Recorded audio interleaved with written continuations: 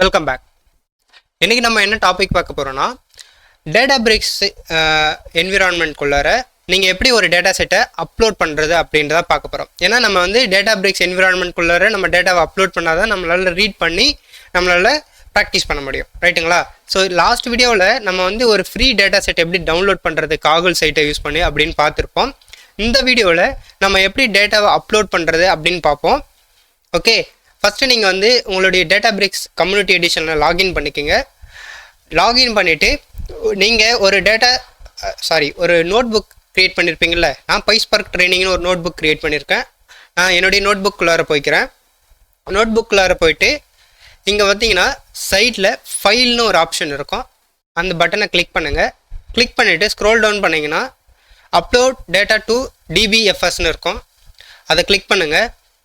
Click பண்ணிவிட்டு இங்கே drop file to அப்லோட்னு இருக்குது பாருங்கள், இதை கிளிக் பண்ணுங்கள்.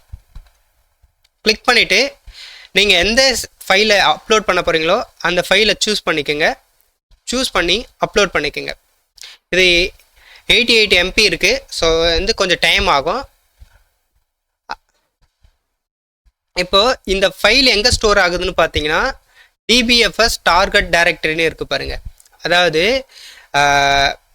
இந்த டிபிஎஃப்எஸோட ஃபைல் பார்த்து இது, அதாவது ஃபைல் ஸ்டோருக்குள்ளார ஷேர்டு அப்லோட்ஸ்குள்ளார என்னுடைய யூசர் நேம்குள்ளார டேட்டா வந்து ஸ்டோர் ஆக போகுது இந்த கார் ப்ரைஸஸ்ன்ற நேமில்.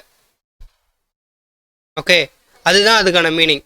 இப்போ ஒன்ஸ் இது அப்லோட் ஆனோடனே நான் உங்களுக்கு ஷோ பண்ணுறேன் எப்படி வந்து இதை ரீட் பண்ணுறது அப்படின்ட்டு.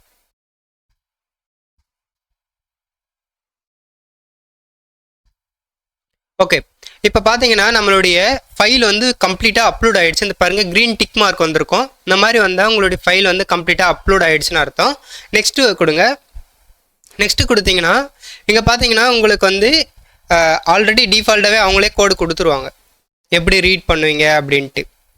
இல்லை நீங்கள் மேனுவலாக நான் ரீட் பண்ணிக்கிறேன், எனக்கு அந்த ஃபைல் பாத் மட்டும் கொடுங்க அப்படின்னா நீங்கள் இங்கேருந்து டிபிஎஃப்எஸ்லேருந்து ஃபைல் ஸ்டோருக்குள்ளார நான் உங்களுக்கு சொன்னல அந்த ஃபைல் ஸ்டோருக்குள்ளார உங்களுடைய ஐடிக்குள்ளார ஸ்டோர் ஆகிருக்கும் டேட்டா. ஓகே, நான் வந்து இதை இப்போ டவுன்லோட் பண்ணிக்கிறேன். இதை வந்து காப்பி பண்ணிக்கிறேன். காப்பி பண்ணி என்னுடைய நோட் புக்கில் நான் ஸ்டோர் பண்ணிக்கிறேன். நெக்ஸ்ட் வீடியோவில் நான் வந்து இதை எப்படி ரீட் பண்ணுறது அப்படின்னு நான் உங்களுக்கு சொல்கிறேன். ஓகேங்களா? இதை வந்து அந்த ஃபைல் பார்த்த வந்து எடுத்து ஒரு நோட் புக்கில் காப்பி பண்ணி வச்சுக்கோங்க. நெக்ஸ்ட் வீடியோவில் நான் உங்களுக்கு வந்து இதை எப்படி ரீட் பண்ணுறதுன்னு சொல்லித்தரேன். Okay, thank you. We'll meet next video.